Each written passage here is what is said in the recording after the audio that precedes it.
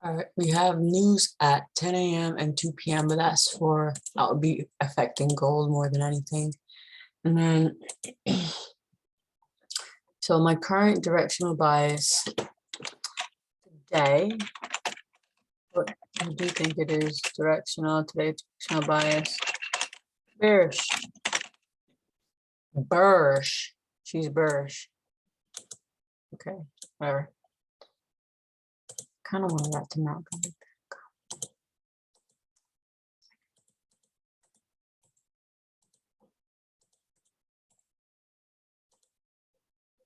Cool.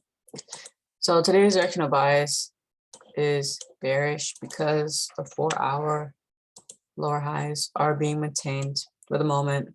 You already know. And at the moment, I think we're kind of on a support level. So you see this level has acted as resistance before, resistance, support, dips into that area, support. So there's a good chance price could go bullish from this level, maybe a little counter trend or something. Let's go into a smaller time frame, see what's T.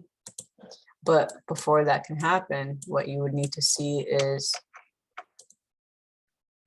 a break of this resistance, right?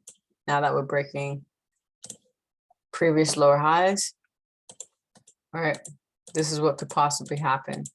And I don't know how far up it could go, but when you find that price makes support, that could be a pretty good indication that price is going to continue bearish. We don't know where that could happen, but pretty good area where it could potentially happen is, look for a supply area where price previously acted as support before. Pretty ambiguous because it's not the same on all time frames, but you got something there. That's a possibility, but regardless of the supply and demand area, what is priority is price action. You have to wait for price to actually create the support and then break it.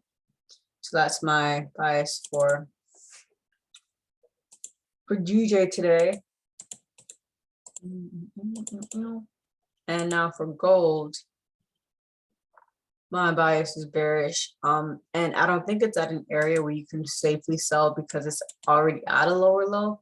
I think waiting for either right after 10 or right after 2 would do you some good because you potentially get a super spike back into this level, right? Let's see what this even means.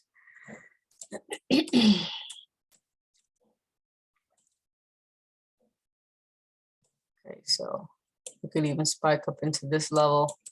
And I'm looking at how price acted. Damn, we are very bearish. So look how price acted at this level, right? We created support and then flew from there. There's a possibility that news could take from that liquidity and then continue bearish.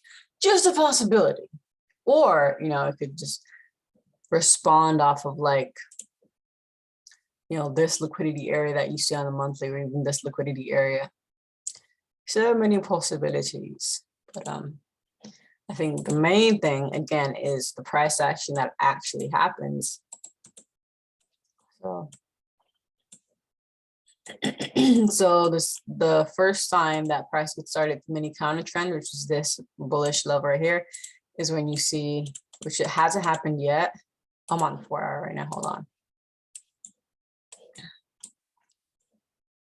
So whenever price starts to break a lower high and starts making higher highs and higher lows, I would say after 10 or 2, then you can look for the breaks of support. But until then, I would hold off on trading gold. And yeah, GJ is continuing bearish. I am currently in sells. If I see a break of resistance, then I'll probably get out because it's probably going to start to a counter trend. But I entered in after I saw, what did I see? Oh, the 50. Oh, okay. Yeah, the 15-minute was already bearish. All right. We had already broken this level. And then I saw that we were kind of like facing up. It might have been here or this candle. So it was kind of like, it was something nice though. Like that. Yeah. So we'll see. And again, if I start to see break of resistance, I'll be out of this. and then just look for the next transition moment.